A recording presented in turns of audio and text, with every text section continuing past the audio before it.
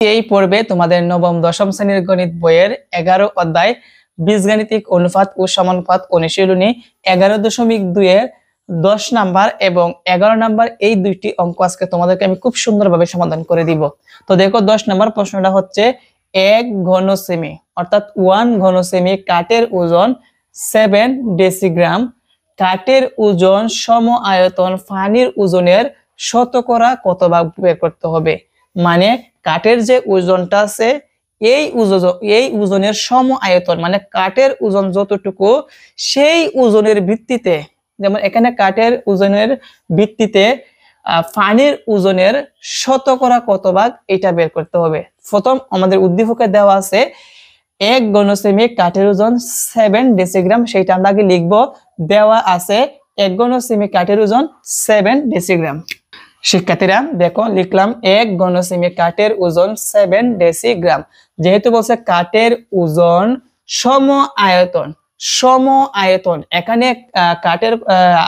কাঠের আয়তনটা কত ঘন সেমি? 1 ঘন সেমি। যেহেতু বলছে সম আয়তন পানির ওজন বলছে, তার মানে 1 ঘন সেমি পানির ওজন কিন্তু লাগবে। যেহেতু এখানে এই কথা দ্বারা আমরা বুঝতে পারছি সম আয়তন মানে কি কাঠের যে ওজনটা আছে সেই সম আয়তন। তো এখানে আয়তনটা কত দেওয়া আছে? 1 ঘন সেমি। তাহলে আমাকে 1 ঘন সেমি পানির ওজন কিন্তু জানতে হবে। সেই জন্য আমরা লিখবো, আমরা জানি 1 ঘন সেমি পানির ওজন হচ্ছে কিন্তু 1 গ্রাম। এটা কিন্তু আমরা সকলে জানি, সেই জন্য লিখবো আমরা জানি 1 ঘন সেমি পানির ওজন সমান 1 গ্রাম। শিক্ষার্থীরা লক্ষ্য রাখো, আমি লিখলাম আমরা জানি 1 ঘন সেমি পানির ওজন হচ্ছে 1 গ্রাম। যেহেতু এখানে 1 ঘন সেমি কাঠের ওজন 7 ডেসিগ্রাম, ডেসিগ্রামেতে আছে, সেই জন্য এই 1 গ্রামকে আমাকে ডেসিগ্রামেতে নিয়ে নিতে হবে। তো আমরা জানি যে 1 গ্রাম সমান হচ্ছে 10 ডেসিগ্রাম। 1 গ্রাম সমান কত ডেসিগ্রাম? 10 ডেসিগ্রাম।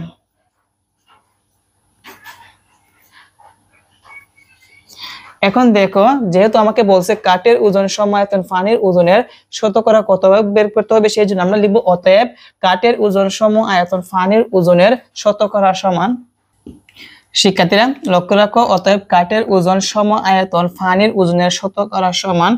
তো এখন লক্ষ্য রাখো, যেহেতু শতকরায় প্রকাশ করতে হবে, বলছে কাঠের ওজন সম আয়তন পানির ওজনের বলছে, যেহেতু পানির ওজনের বলছে, এখানে পানির ওজনের, এখানে কাঠের ওজনটার পরে কি আছে? পানির ওজনের বলছে, এই পানির ওজনটা নিচে যাবে। তো পানির ওজন কি ছিল? পানির ওজন ছিল হচ্ছে আমাদের 10 ডেসিগ্রাম। তাহলে দিব 10, এবং কাঠের ওজন কত ছিল? 7 ডেসিগ্রাম। তাহলে দিব 7 ডেসিগ্রাম। আর যেহেতু বলছে শতকরায় কত ভাগ, তো শতকরায় কত ভাগ বের করতে হলে আমরা জানি 100 দ্বারা গুণ করতে হবে, কারণ শতকরার মান হচ্ছে 100। যেহেতু বলছে কত ভাগ, তাহলে আমরা এখানে লিখবো ভাগ লিখবো। এখন লক্ষ্য রাখো, এই 10 100 এর মধ্যে কয়বার যায়? 10 বার যায়। কতবার যায়? 10 বার। 10 আর 7 কিন্তু গুণ, তো 7 আর 10 এ যদি তুমি গুণ করো তাহলে কত আসবে? 70 ভাগ আসবে। কত আসবে? 70 ভাগ। তাহলে আমরা বলতে পারি অতএব কাঠের ওজন সম আয়তন পানির ওজনের শতকরা 70 ভাগ। এটা হচ্ছে আমাদের অ্যান্সার। তাহলে আমরা লিখে দিব অ্যান্সার। তুমি চাইলে এই জায়গার মধ্যে অতএব লিখতে পারো যে অতএব কাঠের ওজন সম আয়তন পানির ওজনের শতকরা 70 ভাগ। এটাই হচ্ছে আমাদের অ্যান্সার। তো দেখো আমি আরেকটাবার বলে দিচ্ছি, আর দেওয়া আছে 1 ঘন সেমি কাঠের ওজন 7 ডেসিগ্রাম। আর যেহেতু কাঠের ওজন সম আয়তন পানির ওজন বলছে, সম আয়তন মানে কি আমাদের কাঠের যে আয়তনটা আছে সেম আয়তন হচ্ছে আমাদের পানির ওজন হবে। তো কাঠের ওজনের কত ঘন সেমি ছিল? 1 ঘন সেমি। সেজন্য লিখবো আমরা জানি 1 ঘন সেমি পানির ওজন হচ্ছে 1 গ্রাম। যেহেতু 7 ছিল ডেসিগ্রামে, সেই জন্য আমাদের 1 গ্রামকে আমাদের ডেসিগ্রামে নিয়ে নিতে হবে। তো আমরা জানি যে 1 গ্রাম সমান হচ্ছে 10 ডেসিগ্রাম।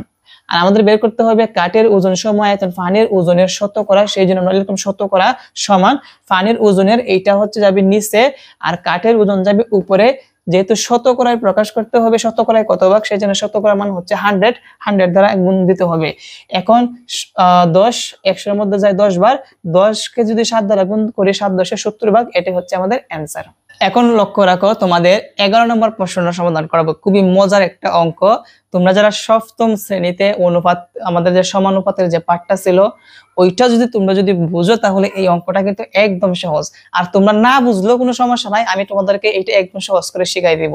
তো দেখো এখানে 11 নম্বর বলছে ক খ গ ঘ এর মধ্যে 300 টাকা এমন ভাবে ভাগ করে দাও যেন ক এর অংশ অনুপাত খ এর অংশ সমান 2:3, তারপর হচ্ছে খ এর অংশ অনুপাত গ এর অংশ ইকুয়াল টু 1:2 এবং ঘ এর অংশ অনুপাত ঘ এর অংশ সমান 3 কি হয় 2 হয়।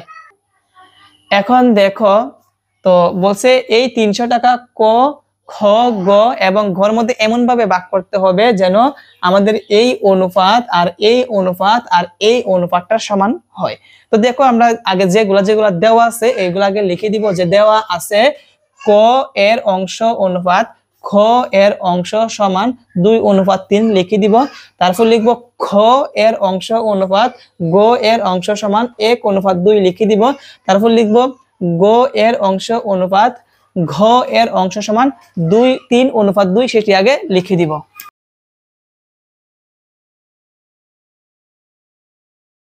শিক্ষার্থীরা লক্ষ্য রাখো আমি লিখলাম আমাদের যে 3টা অনুপাত ছিল সেই 3টা অনুপাত লিখলাম। এখন এই 3টা অনুপাতের মধ্যে একটু কাস্টমাইজ করতে হবে। তুমি একটু খেয়াল করো যে অনুপাতের গুলোর মধ্যে কিছু একটু ভিন্নতা আছে, এটা সমজাতীয়তে আনতে হবে। যেমন এখানে ক এর অংশ অনুপাত খ এর অংশ সমান হচ্ছে 2:3, তাই না?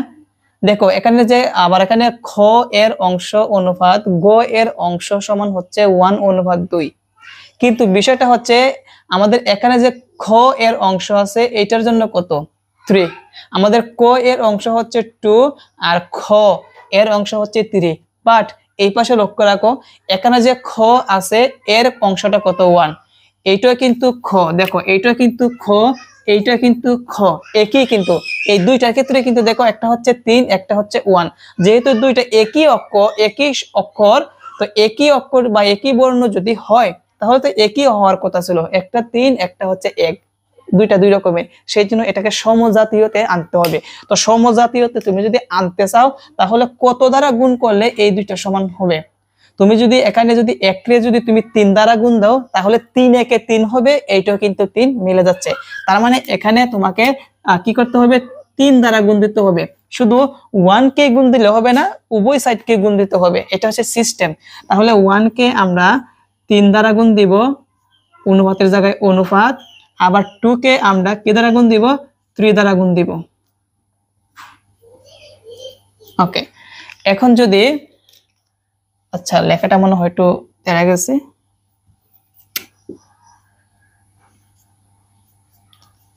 এখন দেখো তাহলে 3 একে কত হবে 3 হবে অনুপাত, আর এখানে কি হবে 3 দুগুণে কত হবে 6 হবে। এখন দেখো আমাদের খ হচ্ছে 3 আর এখানে খ হচ্ছে 3, দুইটা কিন্তু মিলে গেছে। এখন গ এর অংশ অনুপাত ঘ এর অংশ সমান হচ্ছে 3:2 বা 3:2।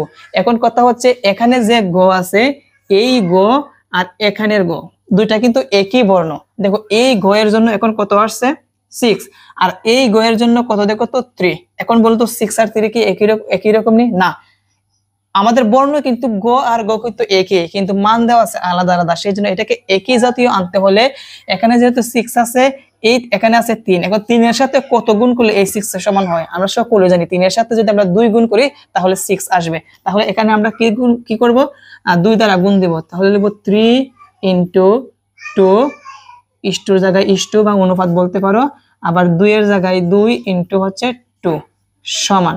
এখন দেখো 3 দুগুণে কত হবে 6:2, আর এখানে হবে 2 দুগুণে কত হবে 4 হবে।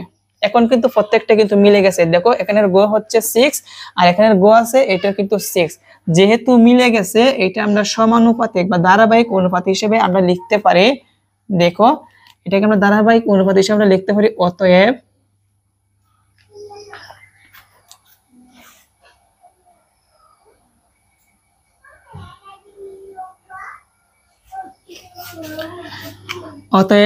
যেহেতু ক খ গ ঘ এগুলো প্রত্যেকটা আমরা ধারাবাহিক অনুপাত আকারে লিখবো, খ অনুপাত খ অনুপাত গ অনুপাত ঘ সমান।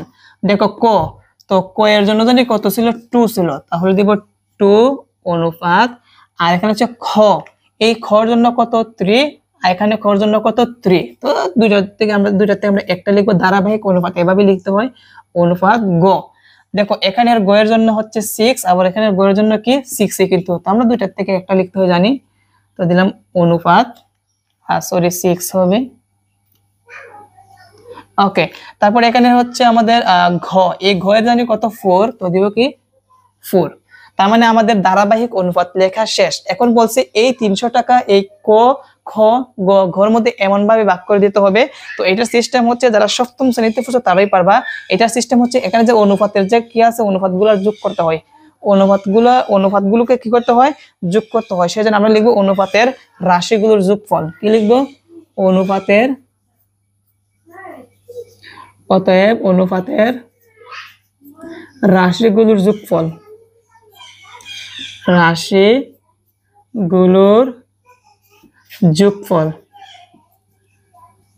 যোগফল সমান, প্রথম কত আছে 2 প্লাস, তারপর কত আছে 3 প্লাস, তারপর কত আছে 6 প্লাস, তারপর কত আছে 4। এটা যদি আমরা প্লাস করি তাহলে আসবে হচ্ছে 10 15 আসবে। কত আসবে, 15 আসবে। ওকে, তাহলে আমাদের অনুপাতের রাশিগুলোর যোগফল কত বের হয়েছে, 15 বের হয়েছে। আর এখন কিন্তু যেহেতু আমাদের অনুপাতের রাশিগুলোর যোগফল বের করছি, এখন কিন্তু আমরা এই 300 টাকাকে ক খ গ ঘর মধ্যে সমান ভাগে ভাগ করে দিতে পারবো। সেই জন্য আমরা লিখবো ক পাবে। কি লিখবো, ক পাবে বা ক পায়।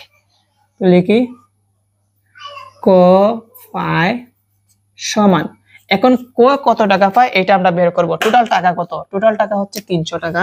তাহলে লিখবো 300 এর, দেখো অনুপাতের যে যোগফলটা বের হয়েছে এটা যাবে নিচে, এটা কোথায় যাবে, নিচে। আর এখানে ক এর জন্য যে অনুপাতটা ছিল কত ছিল, দেখো এই ক এর জন্য অনুপাতটা কত ছিল, 2 ছিল, সেই জন্য উপরে যাবে 2 সমান। এখন এই 15 এটা এই 300 এর মধ্যে কয়বার যায়, 20 বার যায়। 20 উপরে 2 এর সাথে গুণ হবে, তাহলে 20 দুগুণে কত, 40 হবে। তার মানে ক পায় 40 টাকা। আমরা কটা বের করছি, এখন বাকিগুলো বের করব। তারপর লিখবো খ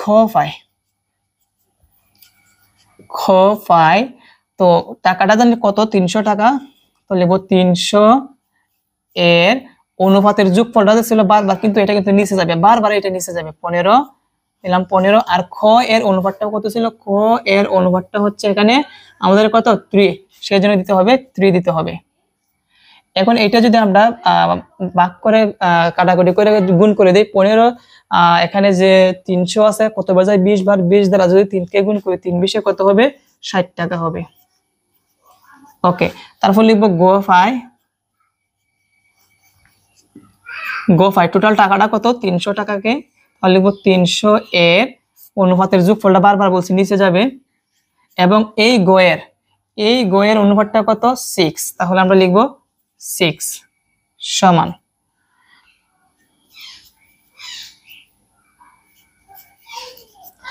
এখন দেখো 15 যায় 300 এর মধ্যে হচ্ছে 20 বার, 20 কে যদি আমরা 6 দ্বারা গুণ দেই, 20 কে যদি আমরা 6 দ্বারা গুণ দেই তাহলে কত আসে, 20 × 6, 6 0 0 6 দুগুণে 12, 120 টাকা।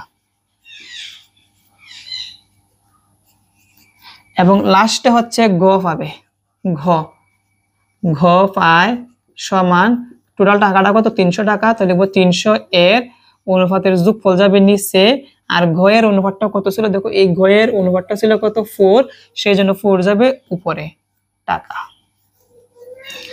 এখন দেখো 300 এর মধ্যে 15 যায় হচ্ছে 20 বার, 20 কে যদি আমরা 4 দ্বারা গুণ করি তাহলে 80 টাকা আসবে, তো লিখবো 80 টাকা। তাহলে আমাদের বলছে যে আমাদের এই ক খ গ ঘর মধ্যে এমন ভাবে 300 টাকা ভাগ করতে হবে, আমরা ভাগ করে দিছি, সেই জন্য আমরা লিখবো অতএব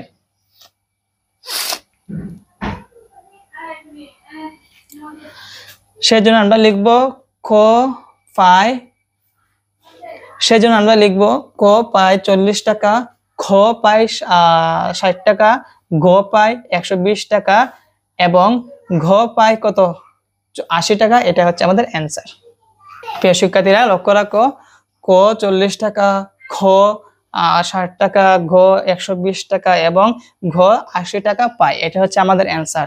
এবং এখন যদি তুমি যদি এই 40 60 এবং 120 আর আর এখানে কত আছে 80 যদি যোগ করো দেখবা আবার ঘুরে ঘুরে 300 টাকাই হবে। তো আশা করি আজকের এই পর্বের মাধ্যমে তোমাদের 11.2 11 নম্বর এই এবং 10 নম্বর অঙ্ক দুইটি ভালোভাবে বুঝতে পেরেছো। পরবর্তী পর্বে আমরা শুরু করব হচ্ছে এখান থেকে 12 নম্বর থেকে শুরু করব। আজকে এখানেই, আসসালামু আলাইকুম।